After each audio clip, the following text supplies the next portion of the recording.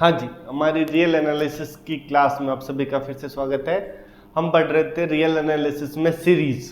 RPSC second grade first grade mathematics के लिए हमारे पास जो सीरीज वाला टॉपिक है वो आज कोशिश करते हैं कंप्लीट हो जाए।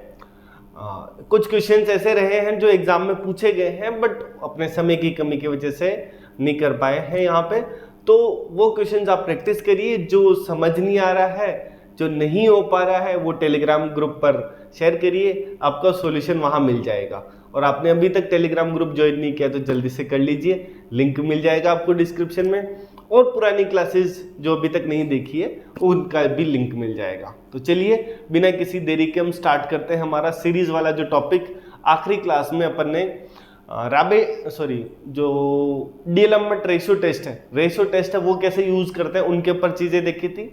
और साथ में मैंने कहा था कि अपने को जो आगे के टेस्ट हैं, है ना, भले वो राबे टेस्ट हो, भले वो गॉस टेस्ट हो, भले लॉगरिथम टेस्ट हो, वो सारे टेस्ट अपने को याद रखने। कभी भी एग्जाम में वो डायरेक्ट पूछा जा सकता है ना, कभी भी क्वेश्चन बना के दे सकता है कि कब कन्वर्जेंट होगा, कब डाइवर्जेंट होगा, तो अपने को वो याद होनी चाहिए, पहली शर्त। दूसरी मैंने कहा था एक तो कोशी-अनंत टेस्ट और कोशी कंडेंसेशन टेस्ट, ये दो ऐसे टेस्ट हैं जो पॉजिटिव टर्म के लिए बाकी थे और इनसे सीधे सीधे क्वेश्चंस आराम से बन जाते हैं। और कुछ क्वेश्चंस एग्जाम में भी पूछे गए हैं और कुछ ऐसे मैंने यहाँ लेकर आया हूँ जो एग्जाम में पूछे जा सकते हैं, है ना।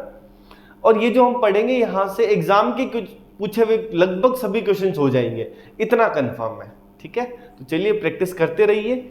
और साथ में अल्टरनेटिंग जो सीरीज है ना, एकांतर श्रेणी, उसको भी हम यहाँ पढ़ रहे हैं ताकि यहाँ पर सीरीज का काम कंप्लीट हो जाएगा।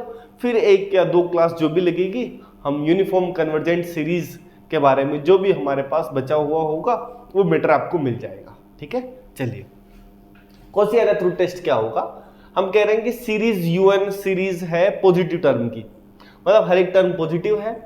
दूसरा, लिमिट यूएन की पावर 1/n कितना है, एल है। यूएन की पावर जो 1/n है वो एल है। देन क्या होगा कि L less than 1 and then convergent. अच्छा, बाकी जितने भी टेस्ट दे रखे हैं कोखरू वाली बुक में, अगर उनका देखा जाए तो वहां पे L ग्रेटर देन 1 पर कन्वर्जेंट है, L लेस देन 1 पर डाइवर्जेंट है। यहाँ उल्टा है, L लेस देन 1 पर कन्वर्जेंट है, ग्रेटर देन 1 पर डाइवर्जेंट है। बस इतना ध्यान रहे, है ना। ये थोड़ा सा मैटर अपने को ध्यान रखना पड़ेगा वरना हमसे गलती नहीं हो जाएगी।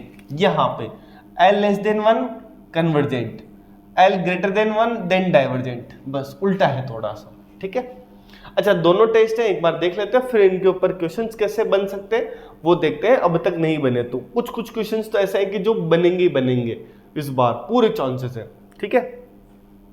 अच्छा, कोशी कंडेंसेशन टेस्ट क्या कहता है कि सीरीज यूएन एंड सीरीज, अच्छा स्क्रीनशॉट वाले भैया स्क्रीनशॉट ले लो, है ना, ताकि फिर मैं मिटा दूं तो भी ध्यान रहेगा, है ना।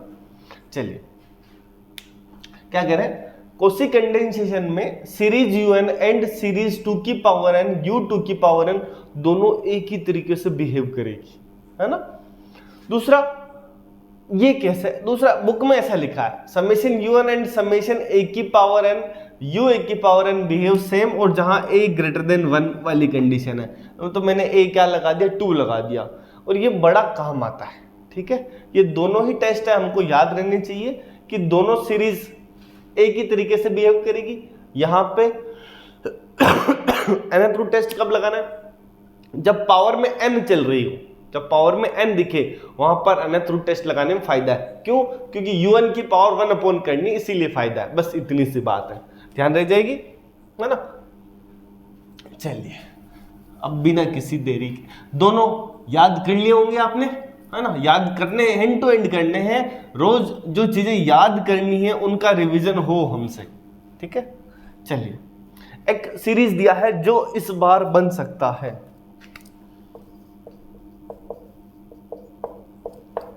हाँ देखना, सीरीज यूएन है, समेशन nx अपॉन n+1, है ना, की पावर n है, और वो कह रहा है x greater than 0 then summation UN के बारे में। अच्छा, सबसे बड़ी बात क्या पावर n आ रही है, x पॉजिटिव, n जो है हमारे पास 1 to इनफाइनाइट है, तो इसका मतलब सारी पॉजिटिव टर्म की सीरीज है। पहले तो ये गारंटी हो तुमको, बिड़ते ही सवाल करने से पहले ये गारंटी करना जरूरी है क्योंकि अल्टरनेटिंग सीरीज में माइनस आता है, वहां हमसे गड़बड़ नहीं हो जाए। ठीक है, चलिए पावर n दिखी है ना। अच्छा एक बात यह है कि x इक्वल टू 1 पर कन्वर्जेंट डाइवर्जेंट पता नहीं क्या है, तो हम एक काम कर लेते हैं, x इक्वल टू 1 पर डाइवर्जेंट वाले या कन्वर्जेंट वाले जो ऑप्शन है वो तो हम एलिमिनेट कर सकते हैं। कैसे देखना, देखिए हाँ जी, हम क्या कह रहे हैं यहां से कि x इक्वल टू 1 पे क्या सीरीज बनेगी, देखें ऑप्शन है ना। इन क्वेश्चंस को करने का एक तरीका कि जब ऐसा हो तो जो है ना वैल्यू इक्वल टू वहां क्या रहा वहां देख लो एक बार, x इक्वल टू 1 पे मिलेगा n अपॉन n प्लस 1 की पावर n।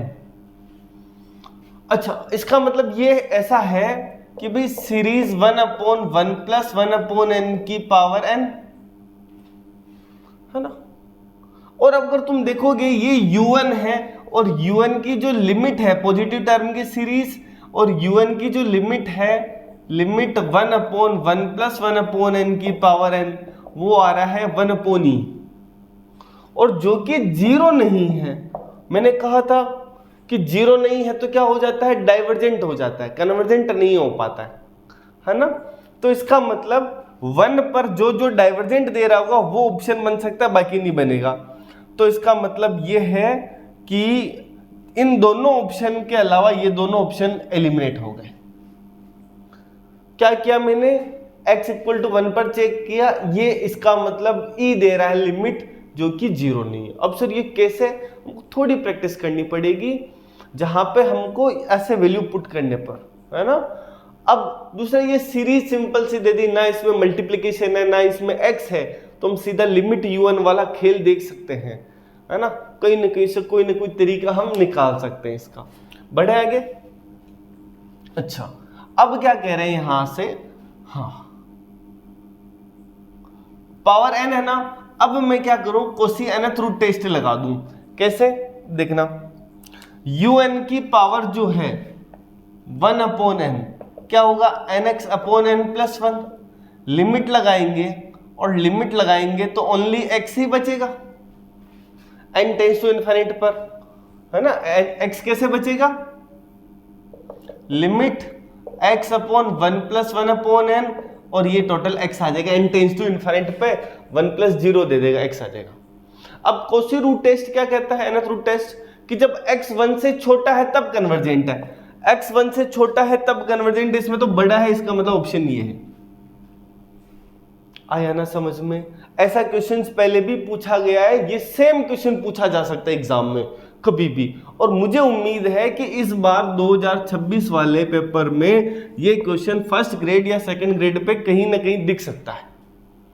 ठीक है, nth रूट टेस्ट से हमने इस क्वेश्चन को किया, ये सबसे इंपॉर्टेंट है। बाकी जैसे nth रूट टेस्ट के ऊपर एक आधा क्वेश्चन और अगर हम देखना चाहें वो भी है, और अच्छे क्वेश्चन हैं, है ना।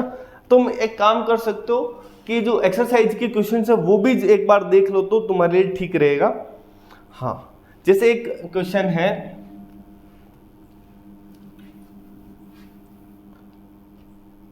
सीरीज 1 प्लस 1 अपॉन n की पावर माइनस n स्क्वायर, है ना। अब u1 कितना है, un की पावर 1 अपॉन n क्या होगा, 1 प्लस 1 अपॉन n की पावर माइनस n। इसका मतलब 1 अपॉन 1 प्लस 1 अपॉन n की पावर n, लिमिट लगा देते हैं, लिमिट लगा देते हैं, ये तो लिख रहे हैं, बाकी इधर लिमिट लगाई तो 1 अपॉन ई आएगा, और 1 अपॉन ई 1 से बड़ा कि 1 से छोटा, 1 से छोटा, क्योंकि ई का मान 1 से बड़ा होता तो 1 अपॉन ई 1 से छोटा, अगर 1 से छोटा आ रहा है तो series convergent, nth root test, simple सी बात है। तो ऐसे क्वेश्चंस एग्जाम में कभी भी पूछे जा सकते हैं, और जो कि कोई हार्ड एंड फास्ट नहीं है हमको करने के लिए, है ना। और भी है ना, एक्सरसाइज में यहाँ क्वेश्चंस दे रखे हैं वो आप कर सकते हैं, है ना। मैं कोई अलग से क्वेश्चंस नहीं बता रहा हूँ, है ना, तुम कर सकते हो। जैसे यहाँ पे एक क्वेश्चन और है तो तुमको उलझा सकता है, 1 प्लस 1 अपॉन रूट n की पावर माइनस 3 बाई n की पावर माइनस 3/2, है ना, और लिमिट नहीं, ये तो माइनस n की पावर 3/2 है, ठीक है। और ये सीरीज बात कर रहा है। अब देखते हैं, देखें un पूरा ये पावर 1/n करेंगे तो अब डायरेक्ट लिखना सीखो, कितना आ जाएगा -n की पावर हाफ, कुल मिला के 1/1 प्लस √n की पावर √n और limit n tends to infinite. अब तुमको कंफ्यूजन हो सकता है, सर हमने तो पढ़ा है 1 + 1/n की पावर n हो और limit n tends to infinite हो, तब क्या आता है हमारे पास e आता है।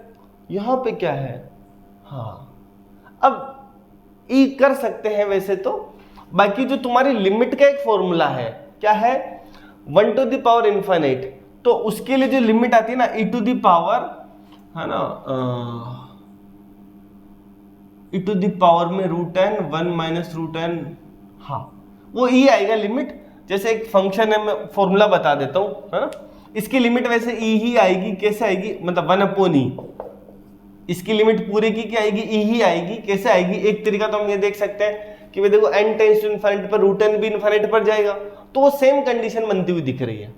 यहां x आता है तो e की पावर x आ जाता है ना। यहां पे क्या है 1/e, e 1 से छोटा, लिमिट 1 से छोटी आ रही मतलब कन्वर्जेंट, है ना। अब दूसरा एक, जब भी fx gx, ये शायद पढ़ा होगा आपने, limit x tend to a पर ये 1 की पावर इनफाइनाइट बने तो हम क्या कहते हैं, इसकी जो लिमिट है e to the power gx, है ना, fx -1, ऐसे कुछ लिमिट होती है ना। तो जो वो जो लिमिट थी 1 + 1/√n की पावर √n, तो e की पावर 1 + 1/√n -1 इंटू √n और limit n tends to infinite, तो क्या आएगा 1 से 1 गया तो e की power 1 limit n tends to infinite, वो e ही बचता है। ठीक है, हाँ ये थोड़ा सा वो √n दिख गया तो पता नहीं क्या होगा, तो वो अटक नहीं जाए इसलिए बता दिया, है ना। चलिए, उम्मीद करता हूं तुमसे सब समझ में आ रहा होगा, और अपने जो विचार हैं कमेंट के साथ साथ, अगर तुमको और कुछ डाउट है तो टेलीग्राम पर आप बात कर सकते हो आराम से, कोई दिक्कत नहीं है। ठीक है, चलिए हम अगले क्वेश्चंस पर आते हैं, जहां पे हम कोशी कंडेंसेशन टेस्ट के ऊपर क्वेश्चंस देखते हैं। ठीक है, अच्छा एक क्वेश्चन और है इसी के ऊपर, मैंने यहां लिखा हुआ है ये क्वेश्चन, ये भी मेरे को फेवरेट लगा। अगर मुझे कहेगी पेपर बनाना है तो मैं बना के कह दूंगा, है ना, और पूछ ले कि कन्वर्जेंट कब है, डाइवर्जेंट कब है। बहुत ही बढ़िया शानदार क्वेश्चन। ये हाइपर हार्मोनिक जैसा दिखता है पर है नहीं, तो यहाँ un जो होगा 1/n की पावर np, तो अब यहां से un की पावर 1/n करूंगा तो 1/np की पावर 1/n मतलब 1/n की पावर p।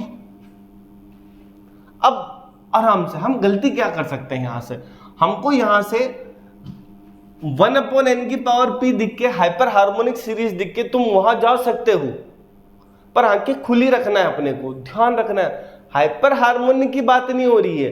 जो un ये है कि पावर 1/n, उसकी जो लिमिट है ना, हाँ 1/n की power p, n tends to infinite.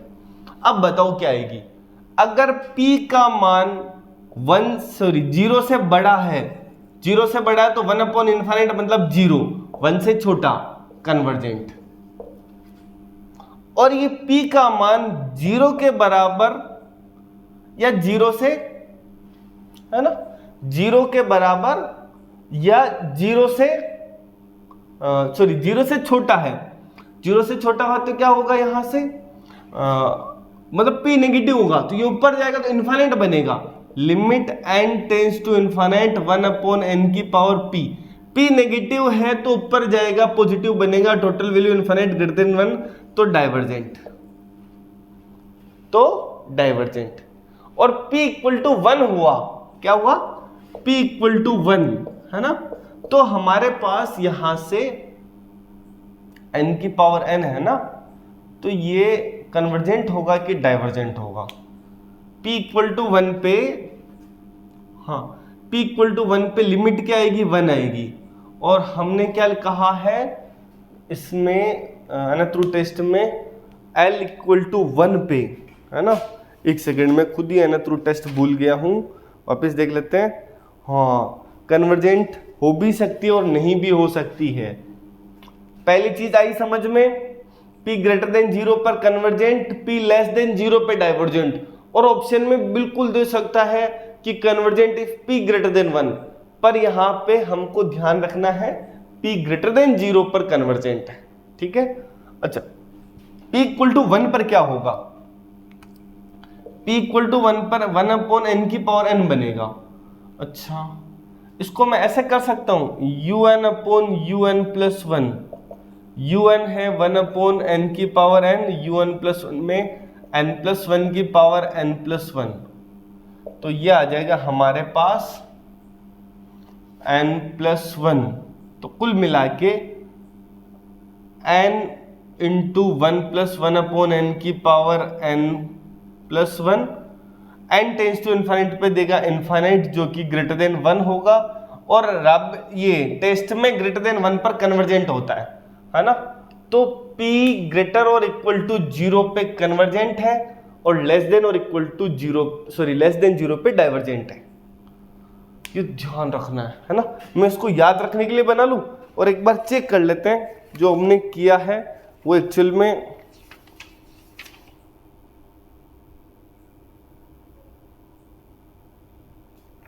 ये तो कह रहे डाइवर्जेंट है, और हमारे पास जो है un upon un plus 1 upon n की पावर n, और फिर यहां से n प्लस 1 की power n plus 1, n common आएगा तो n की पावर n प्लस 1, n की पावर n बचेगा 1 प्लस 1 अपॉन n की पावर n प्लस 1, तो ये इन्फाइनाइट आएगा, इन्फाइनाइट 1 से बड़ा है, और जब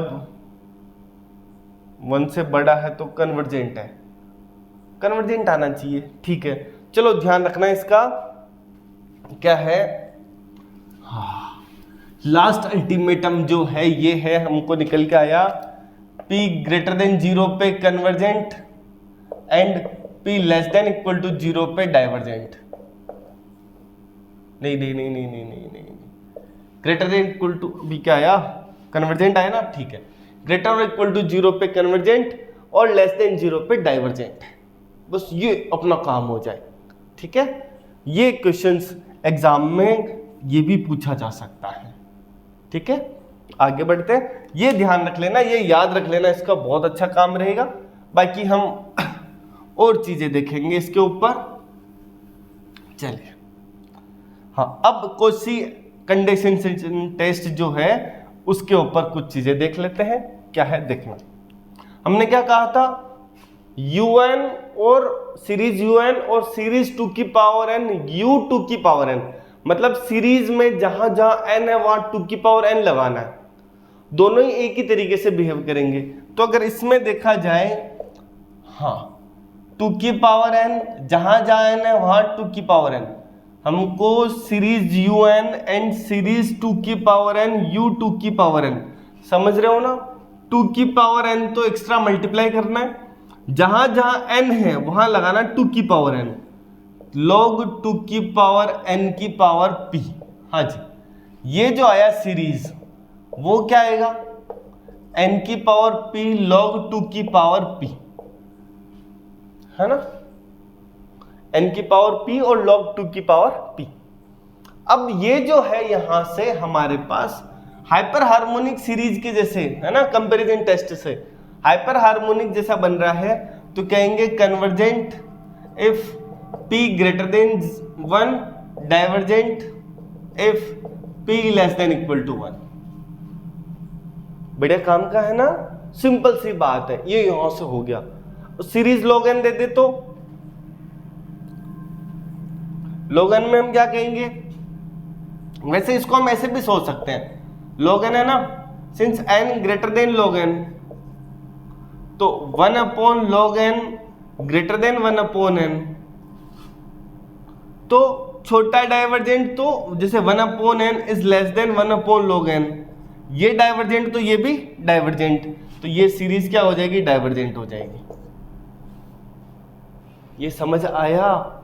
कंपैरिजन टेस्ट से n greater than log n होता है, हमको पता है। हाँ, दूसरा 1/log n, इसका मतलब ग्रेटर देन आ जाएगा 1/n से, तो छोटा डाइवर्जेंट तो बड़ा भी डाइवर्जेंट, हम पढ़ गए हैं ना, तो वहां से हो जाएगा डाइवर्जेंट। ये सीरीज के बारे में हो गया, ठीक है। तो ऐसे हमको कोई ना कोई तरीका निकालना पड़ेगा सीरीज को करने का। अब तक जो किया था वो पॉजिटिव टर्म की सीरीज के लिए था, और अब आगे जो करने वाले हैं वो अल्टरनेटिंग सीरीज है। छोटा सा टॉपिक है, अच्छी अच्छी बातें हैं, और एग्जाम में कुछ फिक्स क्वेश्चंस हैं जो पूछे जाते हैं, वो हमने यहाँ पर कर लिए हैं, ठीक है। एक आधी चीज याद भी रखनी पड़ेगी, वो भी हम बताएंगे। क्या है alternating series? u1 minus u2 plus u3 minus u4 minus 1 की पावर n un, है ना। Summation n equal to 1 to infinite minus 1 की पावर n माइनस 1 un, या कहीं कहीं प्लस 1 भी कर देते हैं पावर में, कोई फर्क नहीं पड़ता उससे। दूसरा हम कह रहे हैं कि u1 u2 u3 तो पॉजिटिव है, आगे साइन एक बार प्लस एक बार माइनस चल रहा है, तो हम क्या कहेंगे, हर एक रियल नंबर में है वो पॉजिटिव हो, तो जो सीरीज है वो अल्टरनेटिंग सीरीज कहलाती है, ठीक है। अब अल्टरनेटिंग सीरीज में हमारे पास दो चीजें हैं, मतलब देखा जाए तो कन्वर्जेंट के अलावा, है ना। तो सीरीज कन्वर्जेंट कब होती है, उसके लिए एक टेस्ट है लेबनिज टेस्ट। कौन सा है? लेबनिज। अल्टरनेटिंग सीरीज के लिए एक ही टेस्ट है, अच्छी बात ये है। दूसरा, हमारे पास जो है अल्टरनेटिंग सीरीज के ऊपर कुछ पर्टिकुलर क्वेश्चन है, वही बार बार पूछे जाते हैं, और उसके अलावा भी नए क्वेश्चंस क्या बन सकते हैं वो भी अपन अभी देखेंगे। और मैं कुछ नोट लेके आया हूं यहाँ पे, वो ऐसे हैं कि कभी भी मोस्ट अवेटेड है, कभी भी क्वेश्चंस बन सकता है, ठीक है। वेटिंग में लेबनिज टेस्ट क्या कहता है उस पर बात कर लेते हैं, फिर एब्सोल्यूट कन्वर्जेंट और कंडीशनली कन्वर्जेंट उसके ऊपर चर्चा करेंगे। लेबनिज टेस्ट ये कहता है कि सीरीज हमारे पास अल्टरनेटिंग सीरीज हो, उसमें जो un है वो डिक्रीजिंग हो, मतलब un plus 1 minus un less then और इक्वल टू 0 हो, पहली बात। दूसरी, इसमें जो un है उसकी लिमिट कितनी आनी चाहिए, 0। अगर ये दोनों ही कंडीशन लग रही है तो सीरीज कन्वर्जेंट हो जाती है। कौन सी? Alternating series. अब तक हम कौन सी पढ़ रहे थे? पॉजिटिव टर्म की सीरीज, ठीक है। अच्छा, अब आगे बढ़ते हैं। जैसे यहां पे समेशन -1 की power n minus 1 upon n की पावर p, अब ये कन्वर्जेंट कब होगा? हम क्या चाहते हैं कि भाई n की पावर p, है ना। अब देखो n प्लस 1, है ना, कि और हमेशा ग्रेटर देन होता है n से, और इनकी पावर कुछ भी करे सेम रहेगा, तो यहां से क्या आएगा, 1 अपॉन n की power p greater than 1 upon n plus 1 की पावर p। इसका मतलब ये un प्लस 1 है और ये un है, तो un plus 1 minus un less than 0, decreasing आ रहा है। स्ट्रिक्टली डिक्रीजिंग आ जाए तब भी फर्क नहीं पड़ता, तो ये डिक्रीजिंग है ना। साथ में डिक्रीजिंग है। अब लिमिट 0 कब आएगी? जब p का मान पॉजिटिव। तो कन्वर्जेंट कब होगा? जब p का मान 0 से बड़ा। ये अधिकतर यही पूछता है कि ये जो सीरीज है कन्वर्जेंट कब होगी? जब p का मान 0 से बड़ा हो, मतलब ये सीरीज कन्वर्जेंट होगी। -1 की power n minus 1 upon n, ये सीरीज भी कन्वर्जेंट होगी, ठीक। अच्छा, फिर जैसे सेम चीज log n के लिए, है ना, log इंक्रीजिंग फंक्शन है, भाई log n प्लस 1 का मान log n से बड़ा होता है, तो 1 अपॉन log n का मान बड़ा रहेगा 1 अपॉन log n प्लस 1 से। इसका मतलब un प्लस 1 छोटा रहेगा un से, डिक्रीजिंग। लिमिट 0, इसका मतलब ये भी कन्वर्जेंट है ना, क्योंकि log इन्फिनिट 1 अपॉन इन्फिनिट 0, तो इसका मतलब un की लिमिट 0 आ रही है। तो इन सब से हमारे पास ये जो सीरीज लिखी सारी कन्वर्जेंट है, ठीक। और मैंने यहां एक सीरीज लिखी है, तुम याद रख लो, है ना। मैं बहुत कम चीजें अब तक याद करवाई है, पर इसके लिए कह रहा हूं याद कर लो, पता नहीं कब एग्जाम में छप जाए। और हमको याद क्या करना है कि log 2 व log 2 प्लस 1 के बीच में ऑसिलेट करेगी ये सीरीज। 2/1 माइनस 3/2 प्लस 4/3, ये तो फाइनाइटली ऑसिलेटरी कह सकते हैं। ऑप्शन आ सकता है series convergent, second series divergent, absolute convergent, conditionally convergent, या फिर फाइनाइटली ऑसिलेटरी। तो क्या होगी ये? फाइनाइटली या फाइनाइट ऑसिलेटरी, है ना।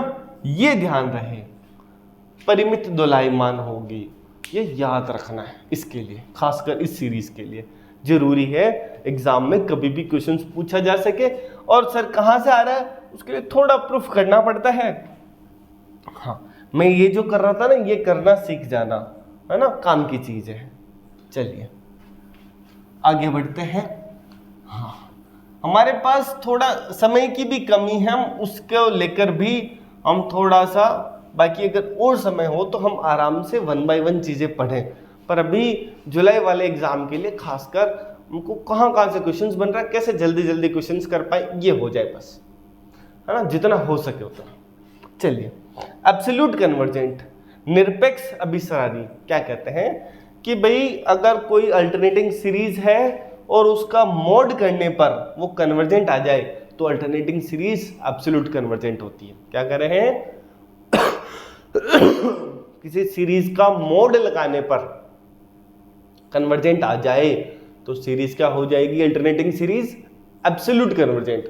दूसरा, एब्सोल्यूट कन्वर्जेंट हमेशा कन्वर्जेंट होती है, पर कन्वर्सली नहीं है, मतलब कन्वर्जेंट हो जरूरी नहीं एब्सोल्यूट कन्वर्जेंट बने। ठीक, बिल्कुल वही वाला खेल कि हम जिंदा हैं तो ऑक्सीजन है, ऑक्सीजन नहीं है तो हम जिंदा नहीं है। तो कन्वर्जेंट नहीं है तो वो कभी भी एब्सोल्यूट कन्वर्जेंट नहीं हो सकता, क्योंकि नाम में ही आ रहा है एब्सोल्यूट कन्वर्जेंट। तो एब्सोल्यूट कन्वर्जेंट होने के लिए सबसे बड़ी शर्त ये है कि अल्टरनेटिंग सीरीज पर अगर मोड लगा ले, उसको पॉजिटिव टर्म में बदल दें, तो सीरीज क्या आनी चाहिए? कन्वर्जेंट आनी चाहिए। जैसे, अच्छा एक और चीज है, कंडीशनली कन्वर्जेंट में क्या होता है कि सीरीज U1 तो कन्वर्जेंट हो, बट मोड U1 वो क्या हो? डाइवर्जेंट। जो यहां लिखा है मोड U1 क्या हो? डाइवर्जेंट। जैसे समेशन -1 की पावर n - 1 अपॉन n की पावर p, हमने देखा कन्वर्जेंट है p ग्रेटर देन 0 पे, अभी देखा है ना, p ग्रेटर देन 0 पे कन्वर्जेंट है। तो अब क्या कह रहे हैं यहां से, मॉड करेंगे तो 1 अपॉन n की पावर p, हाइपर हार्मोनिक, और ये कन्वर्जेंट कब होती है? जब p ग्रेटर देन 1। तो इसका मतलब मॉड वाली जो सीरीज है कन्वर्जेंट होगी p ग्रेटर देन 1 पर, तो मतलब एब्सोल्यूट कन्वर्जेंट होगी जब p का मान 1 से बड़ा। कंडीशनली कन्वर्जेंट, अच्छा कन्वर्जेंट कब? जब p का मान 0 से बड़ा हो तब, है ना, बाकी कन्वर्जेंट नहीं है। तो हम क्या करें कि भाई p का मान 0 से बड़ा है तब कन्वर्जेंट है। और डाइवर्जेंट कब है? मोड वाला लगाने पर p का मान 1 के बराबर, 1 से छोटा। तो इसका मतलब p का मान 0 से बड़ा हो और 1 के बराबर या 1 से छोटा हो, तब ये सीरीज का मोड जो है वो डाइवर्जेंट हो जाता है। तो तब ये सीरीज कंडीशनली कन्वर्जेंट हो जाती है। एग्जाम में 3 से 4 क्वेश्चन इसी के ऊपर पूछे गए हैं। एब्सोल्यूट कन्वर्जेंट यदि p का मान 1 से बड़ा हो, कंडीशनली कन्वर्जेंट कब है? तब पूछा है, और दोनों ही स्टेटमेंट एक साथ पूछे हैं, है ना। तो आपको ध्यान रखना है, और कोई बड़ी बात नहीं है ना, ध्यान रहेगा। हाँ, अब 2 नोट लगा रखे हैं हमारे सामने। पहला कि भाई कंडीशनली कन्वर्जेंट जो सीरीज है, कंडीशनली कन्वर्जेंट, अब समझिए, समेशन -1 की पावर n - 1 अपॉन √n या समेशन -1 की power n - 1 upon n conditionally convergent है। क्यों? खुद तो कन्वर्जेंट है, बट कन्वर्जेंट क्यों है? क्योंकि p का मान 0 से बड़ा है, p का मान 0 से बड़ा है। p कितना? यहाँ हाफ, यहाँ कितना 1 है। कंडीशनली कन्वर्जेंट क्यों है? क्योंकि मोड जो लगाने पर 1 अपॉन √n आएगा, और ये जो सीरीज कन्वर्जेंट कब होती है? जब p का मान 1 से बड़ा हो, p का मान 1 से छोटा तो डाइवर्जेंट। तो इसका मतलब ये कंडीशनली कन्वर्जेंट, सेम कंडीशन से ये भी कंडीशनली कन्वर्जेंट। अब हम क्या कह रहे हैं? कंडीशनली कन्वर्जेंट सीरीज में positive term and negative term से बनने वाली सीरीज डाइवर्जेंट होती है। ये 2 स्टेटमेंट बना के कभी भी दे सकता है। पहला स्टेटमेंट, इसके लिए बनने वाली सीरीज दोनों कन्वर्जेंट, सॉरी क्या होती है? डाइवर्जेंट होती है ना। किसके लिए? हमारे पास कंडीशनली कन्वर्जेंट के लिए। जैसे यहां पर देखो, पॉजिटिव टर्म में देखा जाए सीरीज क्या है? ये वाली 1 माइनस 1/2 प्लस 1/3 माइनस 1/4। तो पॉजिटिव टर्म की सीरीज कौन सी है? ये क्या कह रहा है? ये डाइवर्जेंट होगी, बिल्कुल दिख रही है। क्यों? क्योंकि ये तो समेशन -1/2 ये है, और कंपैरिजन टेस्ट से 1/n बाहर निकाल लेंगे, 2 - 1/n, और vn 1/n लेंगे, और वहां से हमारे पास ये डाइवर्जेंट आ जाएगी। ऐसे ही नेगेटिव टर्म वाली कौन सी है? ये तो 1/2n जैसी है, तो ये तो डाइवर्जेंट है। ठीक है, तो ये ध्यान रखना है कि कंडीशनली कन्वर्जेंट के अंदर जो पॉजिटिव टर्म वाली सीरीज है और नेगेटिव टर्म वाली सीरीज है वो डाइवर्जेंट होती है कंडीशनली कन्वर्जेंट के अंदर। दूसरा, कंडीशनली कन्वर्जेंट अगर सीरीज है और मैं ये जो टर्म है उनका क्रम बदल के लिख दूं, क्या लिखा है? किसी कंडीशनली कन्वर्जेंट सीरीज के पदों का क्रम बदलकर पुनर्व्यवस्थित करने पर उसका योग बदल जाता है। मतलब अगर मैं इसका मान क्या आता है? log 2 है ना, ये जो है ना log 2 दे देता है। log 1 + x में x = 1 सीरीज में लगाओगे तो ये मिल जाएगा log 2। log 2 ये आ रहा है, तो ये कहना चाह रहा है कि अगर तुमने क्रम बदल के लिखा है तो इसका सम बदल जाता है। किसमें? कंडीशनली कन्वर्जेंट सीरीज में। अगर मैंने ऐसे लिख दिया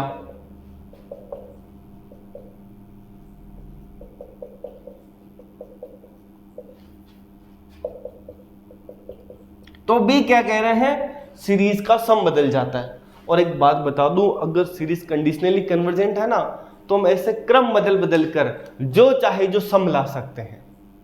हाँ, प्रूफ है उनके, एडवांस में है, पर बस जानकारी के लिए बता रहा हूं, है ना। प्रूफ मिल जाते हैं, किताबों में मिल जाते हैं, तुम्हारी ये बुक्स में नहीं है, एडवांस बुक्स में मिल जाता है, नेट वगैरह में पढ़ाते हैं और वो पता है। बस ये है कि तुमको ये जानना है बस कि ऑर्डर चेंज करने पर सम बदल जाता है। दूसरा, तुम जो चाहो जो सम ला सकते हो। आइडिया क्या होता है उसके पीछे, कॉन्सेप्ट क्या होता है? जैसे मुझे लाना है सम 2, तो क्या करेंगे? पहले पॉजिटिव टर्म वाली सीरीज में ना पॉजिटिव टर्म जो है वो जोड़ेंगे। हाँ जी, ये जोड़ा, ये जोड़ा, ये जोड़ा, अगला पॉजिटिव जो भी जोड़ा। जैसे ही सम 2 से ज्यादा हुआ तो एक नेगेटिव वाला ले आएंगे, अभी भी 2 से ज्यादा है फिर नेगेटिव वाला ले आएंगे, अभी भी 2 से ज्यादा फिर नेगेटिव वाला ले आएंगे। 2 से जैसे कम हुआ पॉजिटिव वाला जोड़ देंगे, 2 से बढ़ा देंगे। तो ऐसे क्रम बदलते बदलते हम उस पूरी सीरीज का सम 2 पर कन्वर्ज करा सकते हैं, ऐसे। ठीक है, इस पूरी सीरीज को जो चाहे जो नंबर पे ला जा सकते हैं, ये काम की चीज है। ठीक है, अब कैसे ले जाते हैं वो अलग तरीका। दूसरा, एब्सोल्यूट कन्वर्जेंट में नहीं बदलता। अगर एब्सोल्यूट कन्वर्जेंट है तुम ऑर्डर को जाओ चाहे वहां लिखो। हाँ सर, ऐसे कैसे यार? हम इनफाइनाइट में चीजें बदल जाती है। जैसे एक सिंपल सा तरीका, परिमेय संख्याओं को जोड़ने पर क्या आती है? परिमेय संख्या। बट हमारे यहाँ केस में हमको ये कहना पड़ेगा कि सर फाइनाइट परिमेय संख्या जोड़ रहे कि इनफाइनाइट, क्योंकि फाइनाइट परिमेय संख्या तो फाइनाइट ही देगी। पर अगर मैं परिमेय संख्या इनफाइनाइट बार जोड़ता हूं तब कोई गारंटी नहीं है कि वो परिमेय ही दे। सर ऐसा कब होता है? अरे यार, है ना, इनफाइनाइट सम में चीजें बदल जाती है। सारे P/Q फॉर्म में है ना, और ये क्या बदल जाता है? ई एक अपरिमेय संख्या, है ना। तो ये हमने देखा हुआ है कि ये इनफाइनाइट रेशनल नंबर का सम एक इरेशनल नंबर आ रहा है, अपरिमेय संख्या आ रहा है, बिल्कुल आ सकता है। तो फाइनाइट तक ही वो रूल है हमारा कि भाई परिमेय संख्याओं का योग परिमेय संख्या आता है। नहीं, जो इनफाइनाइट तक गई ना फिर चीजें बदल जाती है। सेम यहाँ पे कंडीशनली कन्वर्जेंट में तुम जो चाहो जो सम ला सकते हो, और एब्सोल्यूट कन्वर्जेंट में हाँ वो सम वही रहेगा। हमको ऑर्डर चेंज करने की आजादी नहीं है। किसमें? कंडीशनली कन्वर्जेंट में। ऑर्डर चेंज करते ही सम बदल जाता है, बस ये ध्यान रहे। ठीक है, आगे ज्यादा ज्ञान नहीं देंगे आपको, हम आगे बढ़ जाएंगे। और एक क्वेश्चन है जो एग्जाम में भी पूछा गया है ना, उसके ऊपर डिस्कस कर लेते हैं। जब भी क्वेश्चन में ऑल ऑफ दीज हो ना, दो ऑप्शन में अगर आपको ठीक लगे तो तीसरा ऑप्शन अपने आप ठीक है ना, इतनी सी बात है। सीरीज दी 1 minus 2x plus 3x square minus 4x cube, ये कुछ ऐसा है ना, -1 की power n minus 1 n plus 1 और x की पावर n। अच्छा एक चीज और बताऊं, एक चीज और बताता हूं, अगर कोई सीरीज है और उसमें मैंने कुछ फाइनाइट टर्म छोड़ भी दिए तो भी उस सीरीज का कन्वर्जेंट होना या डाइवर्जेंट होना नहीं बदलता। क्यों नहीं बदलता, उसके पीछे क्या कारण है? क्या कह रहा हूं, अगर कुछ फाइनाइट नंबर ऑफ टर्म छोड़ भी दी तो सीरीज का कन्वर्जेंट या डाइवर्जेंट होना नहीं बदलता। क्यों नहीं बदलता, सुनना। हमने कन्वर्जेंट होना क्या बताया, सम फाइनाइट होना, डाइवर्जेंट होना क्या बताया, इनफाइनाइट होना। जब सम फाइनाइट है तो कुछ टर्म उसमें से हटा भी दे, सम फाइनाइट रहेगा। सम इनफाइनाइट है, कुछ टर्म हटा भी दे तो भी सम इनफाइनाइट ही रहेगा। तो इसलिए ध्यान रहे। तो यहां पर इस सीरीज को ऐसे मैंने लिखा है, तो इसमें फर्स्ट टर्म x नहीं आ रहा है, यहां पे 2 आ रहा है, यहां 3 आ रहा है, पावर बढ़ता आ रहा है। तो अगर मैं सेकेंड टर्म से देखा जाए, है ना, उसको फर्स्ट टर्म माना जाए तो हमारे पास ये आ जाएगा -1 की पावर n साथ में। इस फर्स्ट टर्म को छोड़ दे तो, है ना, बाकी सारा बन जाएगा। जैसे ये बना, अब क्या करना है अपने को, 1 बाय 1 चीजों पे ध्यान रखना है। अगर x का मान, सुनना, है ना, मैं ऐसे कह रहा हूं, x का मान क्या है, -1 से छोटा है, -1 से छोटा है, इवन -1, अच्छा -1 के बराबर नहीं कर रहा है, ठीक है, पहला स्टेटमेंट गलत सा लग रहा है, ठीक है। मैं क्या करता हूं, यहां से मोड un के बारे में चर्चा करते हैं। मोड un क्या आएगा, मोड x की पावर n, भाई x पॉजिटिव नेगेटिव पता नहीं है, हाँ जी ये आ रहा है। अब तो mode un upon positive term में तो रेशियो टेस्ट लगता है x की पावर n आती,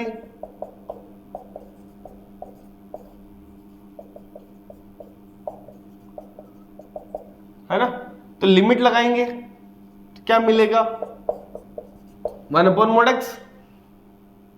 और रेशियो टेस्ट क्या कहता है, ग्रेटर देन 1 देन कन्वर्जेंट, तो इसका मतलब 1 ग्रेटर देन मोड x। तो क्या समझ में आ रहा है कि कन्वर्जेंट है ये सीरीज का जब 1 ग्रेटर देन मोड x, मतलब मोड x 1 से छोटा है। और सीरीज में पॉजिटिव टर्म की सीरीज, सॉरी, मोड कन्वर्जेंट है अल्टरनेटिव की सीरीज में मोड un, तो सीरीज एब्सोल्यूट कन्वर्जेंट होती है।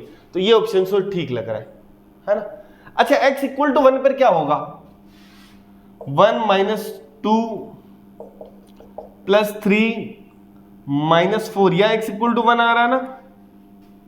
हाँ, दूसरा एक चीज और ध्यान रखना, x जब -1 से छोटा है या -1 के बराबर है, -1 से छोटा है तो क्या होगा देखना, ये पॉजिटिव होगा, ये पॉजिटिव, ये पॉजिटिव, -1 से छोटा, है ना।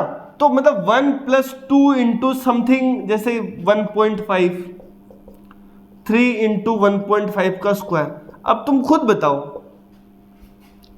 वैल्यूज एकदम बढ़ती जाएगी ना, तो ये इनफाइनाइट की ओर जाएगा, मतलब डाइवर्जेंट होगा। तो x का मान -1 से छोटा या इवन -1 के बराबर है, तब भी क्या आएगा, इनफाइनाइट आएगा, डाइवर्जेंट। मतलब ये भी ठीक है, ये भी ठीक है, इसका मतलब फोर्थ ऑप्शन है। आया समझ में? अच्छा फोर्थ ऑप्शन कैसे, वो भी बात कर लेते हैं। x का मान 1 के बराबर है तो ये आ रहा है ना। अब मैं इसको एसओपीएस बनाता हूं, एसओपीएस बना सकते हैं ना भाई, हम कैसे चेक करेंगे? सॉरी,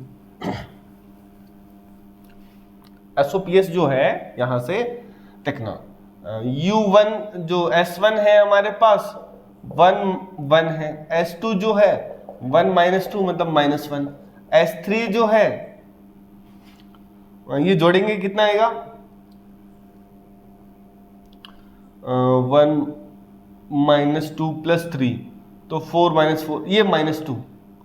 S4 क्या आएगा, यहाँ +5 करेंगे तो -2 + 5 3, है ना। ये कुछ ऐसा लग रहा है ना, एक तरफ से तो माइनस इनफाइनाइट की ओर जाएगा और एक तरफ से प्लस इनफाइनाइट, तो इसका मतलब ये जो है इनफाइनाइटली ऑसिलेट करेगा, है ना। तो ये वाला ऑप्शन भी बन जाएगा, फोर्थ ऑप्शन। एग्जाम में ये चारों पूछे गए थे, 2 ऑप्शन जैसे ट्रू होते हैं हमारा काम हो जाएगा।